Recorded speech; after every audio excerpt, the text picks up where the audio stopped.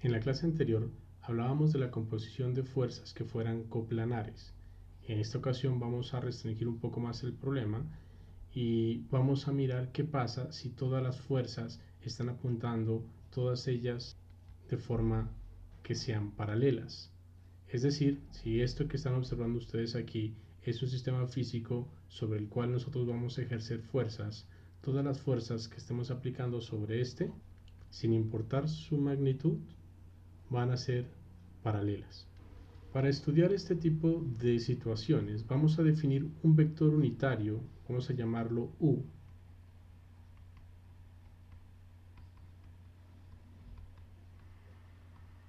que sea paralelo a todas las fuerzas.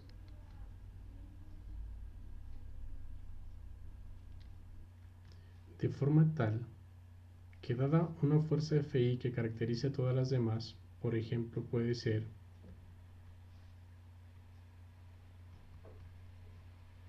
esta que hemos escogido aquí, yo puedo expresarla entonces como su magnitud en la dirección de ese vector unitario. Y si evidentemente al ser todas las fuerzas paralelas, vamos a dar cuenta que la fuerza resultante, o sea la que hemos llamado siempre F, es una fuerza que debe ser paralela a todas ellas y que matemáticamente la obtenemos según nuestra ecuación de sumatoria de fuerzas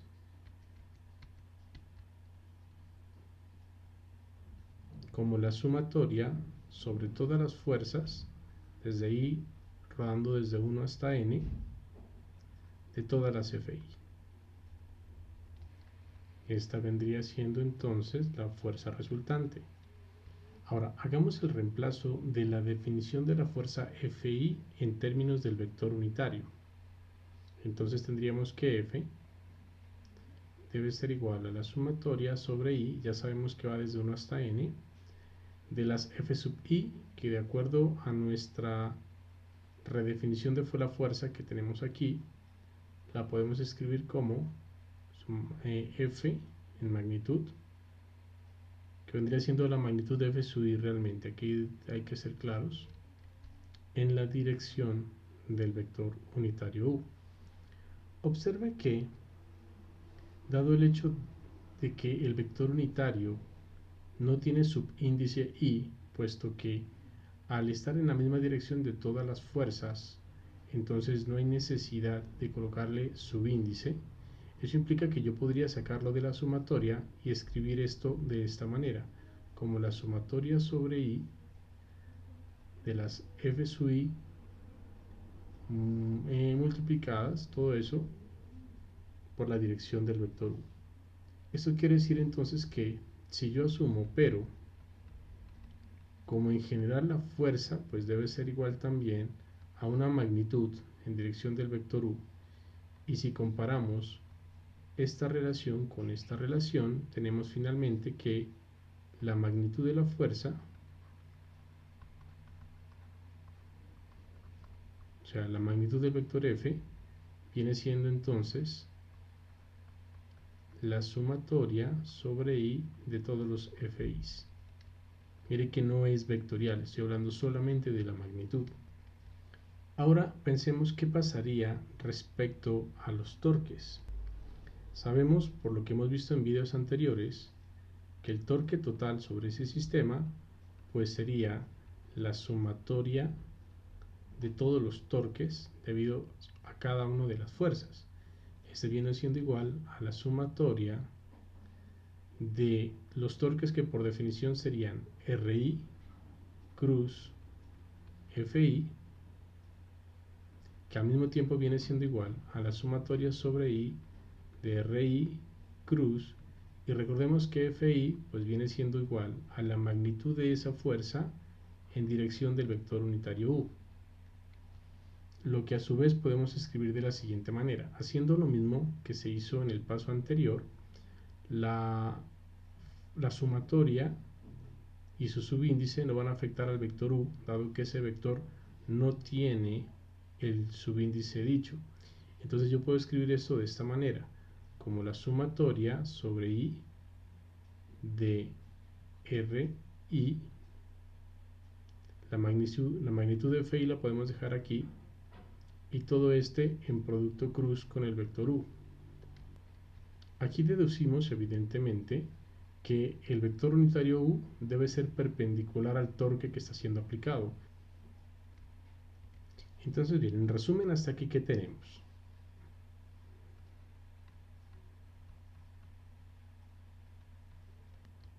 Por un lado, que la fuerza neta es igual a una magnitud de fuerza que corresponde a la sumatoria de todas las fuerzas de sus magnitudes en dirección del vector U, y que el torque es igual a la sumatoria de las fuerzas por sus posiciones, siendo un producto entre un escalar por un vector multiplicado en producto cruz con el vector unitario U. Tenemos esos dos resultados.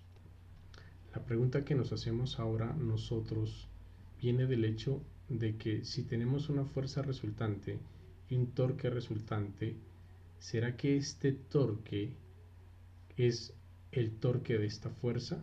Es decir, ¿será que este problema lo podemos reducir a una sola fuerza, como hemos mirado en los videos anteriores? Para ellos hay que tener presente lo siguiente. Estamos diciendo que el vector U es proporcional a la fuerza, por un lado, y por el otro estamos diciendo que el vector U es perpendicular al torque. Eso quiere decir, por lo tanto, que si la fuerza es directamente proporcional al vector U y el vector U al mismo tiempo es perpendicular al torque, entonces la fuerza y el torque van a ser mutuamente perpendiculares. Esta era una de las condiciones que veíamos anteriormente para que podamos deducir que es posible encontrar un vector R particular que satisfaga lo siguiente: el hecho de que el torque total o el torque resultante sea igual al producto cruz de la fuerza resultante con ese vector R, que es el que tenemos que determinar ahora. Es decir, nuestro problema se reduce a determinar cuál será este vector R, que vamos a llamar el centro de las fuerzas paralelas, y que nos permite deducir el torque total en términos de la fuerza resultante. Para ello vamos a hacer uso de lo que ya hemos definido.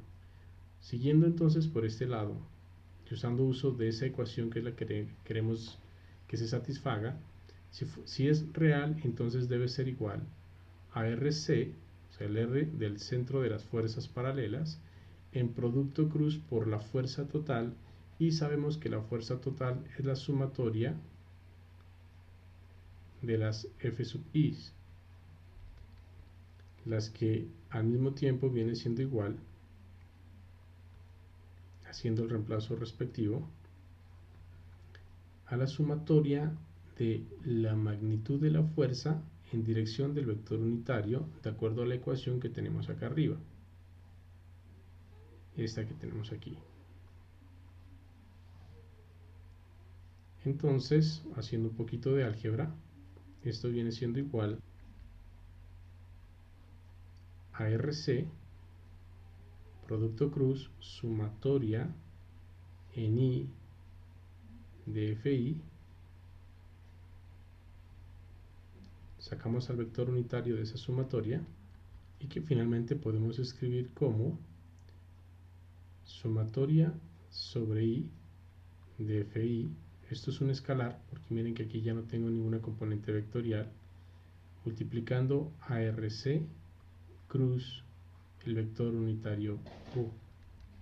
Entonces tendríamos que el torque viene siendo igual a la sumatoria sobre I de FI por RC cruz vector unitario. Voy a llamar esta ecuación 2 porque a esta otra que teníamos acá arriba, a esta voy a llamar la ecuación 1. Como la ecuación 1 y la ecuación 2 hacen referencia al mismo torque, vamos a combinarlas. Combinando entonces la ecuación 1 y 2, tendríamos que, por un lado, la sumatoria sobre I de la ecuación 1 de RI, FI, magnitud, producto cruz U debe ser igual a la sumatoria sobre I de FI RC cruz vector unitario U. Y comparando las dos ecuaciones, dado el hecho de que aquí aparece producto cruz U, deducimos entonces que esta cantidad que tengo aquí y esta cantidad que tenemos aquí deben ser iguales.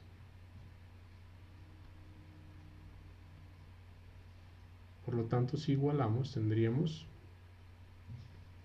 que la sumatoria sobre I de FI RI debe ser igual a la sumatoria sobre I de FI, toda esta multiplicando al vector RC, que es el vector del centro de fuerzas paralelas. Y por lo tanto, si hacemos el despeje, el vector que estamos buscando, el vector R, que va a satisfacer la condición de que el torque corresponda a la fuerza resultante, debe ser igual a la sumatoria en I de las fuerzas multiplicando los vectores, las fuerzas en magnitud, ¿no? Sobre la sumatoria en I de todas las fuerzas. Realicemos un ejemplo, pero antes sería bueno considerar las coordenadas de ese centro de fuerza, ¿no? Recuerde que esto es un vector, esto es un vector, la cantidad que tenemos aquí, esto ya es una magnitud, entonces, vectorialmente hablando, si RC, yo asumo que debe tener una coordenada en X, una coordenada en Y y una coordenada en Z, entonces cada una de las coordenadas por suma vectorial se puede calcular de la siguiente manera. Miremoslo acá arriba, donde evidentemente cada uno de estos términos hacen referencia a las componentes de nuestro vector de centro de fuerzas paralelas, y es obtenido teniendo presente la descomposición en componentes de esta expresión que tenemos aquí. Entonces ahora sí procedamos a realizar nuestro ejemplo. Supongamos que tenemos una varilla sobre la cual en los puntos A, B, C y D son aplicadas las siguientes fuerzas.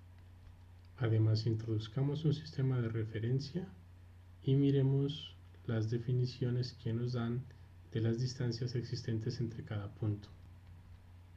Tenemos entonces que si este es el eje Y y este es el eje X y definimos el cero del sistema de referencia en el punto A, la fuerza de 200 Newton que va hacia arriba se encuentra a 8 metros de este punto, la de 100 Newton que va hacia abajo estaría a 20 metros respecto a la referencia, y finalmente la de 300 Newton que va hacia arriba estaría a 20 y 20 serían 40 metros respecto al centro o al cero del sistema de referencia.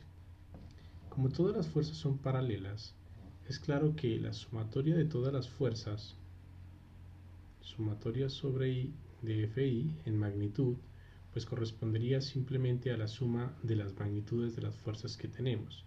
Habiendo escogido una dirección positiva para Y, eso nos deja entonces 200 newton menos 100 newtons más 300 newtons, lo que nos da por resultado 400 newtons. Tenemos pues ya calculado lo que sería en estas ecuaciones la componente, o más bien el denominador de las expresiones matemáticas que tenemos aquí, que es la sumatoria de las fuerzas. Ahora sí, como estas fuerzas, su posición solamente depende de la coordenada X, miramos que estamos buscando dónde se debería encontrar el valor de X sub C, que correspondería al centro de fuerzas paralelas en este caso. Es claro que es un problema unidimensional porque mire que las fuerzas se están aplicando solamente en puntos en el eje X, no estamos considerando aplicación de fuerzas en puntos a lo largo del eje Y, solamente están aplicadas a lo largo del eje X. Entonces, para este problema solamente necesitamos calcular XC, y recordemos que de acuerdo a nuestra definición, la que tenemos arriba, XC es igual a la sumatoria de FI por XI sobre la sumatoria en FI, que esa la acabamos de encontrar. O sea que como ya la acabamos de encontrar, sabemos que en el denominador deben ir los 400 newtons. En términos de unidades, como esas son unidades de fuerza por unidades de posición, pues la unidad de todo esto va a ser newton por metro, que evidentemente nos permite cancelar newton con newton porque nos debe dar en términos de metros. Y finalmente hacer la suma de los productos entre las fuerzas y las posiciones. Veremos entonces que la primera fuerza, que viene siendo esta, la que está aplicada en B, que era de 200 newton, se encuentra en una posición que son 8 metros. Entonces sería 200 por 8 más, miremos la segunda. La segunda es de menos 100 porque va hacia abajo y estaría aplicada en una posición que respecto a esta referencia que estamos tomando se encuentra en 8 más 12, 20. O sea que tendríamos menos 100 multiplicando a 20 más la tercera fuerza, que si miramos esa fuerza es de 300 newtons y está siendo aplicada en una posición que corresponde a 20 más 20, 40. O sea que tendríamos 40 por 300. Cuando hacemos toda la operación, entonces el centro de fuerzas paralelas simplemente nos va a quedar igual a 29 metros. Es decir, si nosotros vamos a nuestro dibujo y estimamos más o menos dónde quedaría el 29 en la coordenada de las X, digamos que eso quedaría más o menos por aquí, siendo esta la fuerza neta y siendo este el punto XC que estamos buscando. Es claro que la fuerza neta, o sea la fuerza total, vendría siendo igual a 400 newtons en dirección J. Ahí pues terminaríamos este ejemplo. Miremos otro ejemplo. Para este ejemplo me piden repetir el problema anterior para un sistema de referencia con el eje de coordenadas en el punto C. Es decir, voy a ir a la misma figura que tenemos. Lo único que me están pidiendo ahora es que cambiemos este origen y lo vamos a trasladar al punto C. Voy a hacerlo directamente sobre la imagen para no tener que volver a dibujarla. Vamos a trasladar esto aquí, es poner el eje Y en esta posición. Es evidente que la fuerza total no va a cambiar porque yo cambie o haga una variación de la escogencia del sistema de referencia, o sea que la sumatoria en FI va a seguir la misma, van a seguir siendo los 400 newtons. Lo que sí tenemos que mirar es que nos va a cambiar el valor que tiene XC debido a que cambiamos de sistema de referencia. Entonces recordemos que la ecuación se va a seguir manteniendo siendo esta. Vamos a volver a escribirla aquí abajo, en la que, como acabo de decir, en el denominador se va a seguir manteniendo los mismos 400 newtons, o sea que aquí va a darnos 400. Sabemos que el resultado nos debe dar en metros, entonces solamente me preocupo en términos de las magnitudes, ya no de las unidades, pero entonces vamos a mirar cómo quedarían nuestras fuerzas y posiciones al haber cambiado el sistema de referencia. Recuerden que es FI por XI. La fuerza de 200 newtons, esta fuerza, ahora respecto a este sistema de referencia, se está ubicando, sigue siendo hacia arriba, o sea que es positiva, pero se ubica en un punto que está a menos 12 metros del punto C, o sea, del 0. Porque recuerde que de aquí a la izquierda ahora es negativo, de aquí cuento hacia allá, porque este es mi eje Y. O sea que este punto se encuentra en la posición menos 12. O sea que tendríamos fuerza por posición. La fuerza son 200 newton positivos.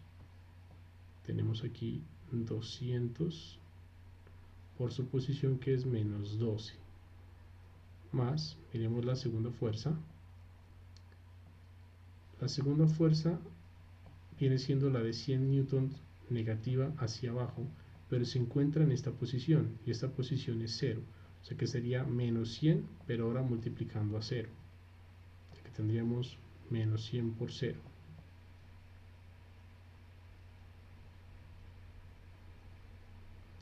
Más la tercera fuerza, y la tercera fuerza es la de 300 newtons, que respecto al punto C se encuentra a una distancia que son 20 metros. O sea que sería 300 por 20 positivos en este caso. Cuando hacemos todo ese cálculo, nos quedaría que XC viene siendo igual a 9 metros. Ahora usted dirá, ¿por qué si yo cambio la posición del sistema de referencia me está cambiando el resultado? Evidentemente, de forma numérica sí cambia, porque usted está cambiando la posición del sistema de referencia, pero la situación física no cambia. ¿Por qué? Mire, si yo miro en mi nuevo sistema de referencia, ¿dónde es la posición de 9 metros? Observe que la posición de 9 metros sigue siendo el mismo, o más bien sigue estando en el mismo lugar que tenía en el problema anterior. Es decir, me pudo cambiar numéricamente el resultado, pero la situación física no ha cambiado. Sigue encontrándose en el mismo punto, porque respecto a este punto se encuentra a una distancia de 29 metros, pero respecto a C se encuentra a una distancia de 9 metros, dado el hecho de que entre este punto y este punto, como vemos, hay 20 metros. 20 más 9 son 29. Bien, vamos a considerar en el próximo video qué pasa con esta ecuación si la fuerza paralela que vamos a considerar correspondiese a la fuerza de gravedad. A eso vamos a llamarle el centro de gravedad o centro de masa, y haremos la diferencia entre los dos términos.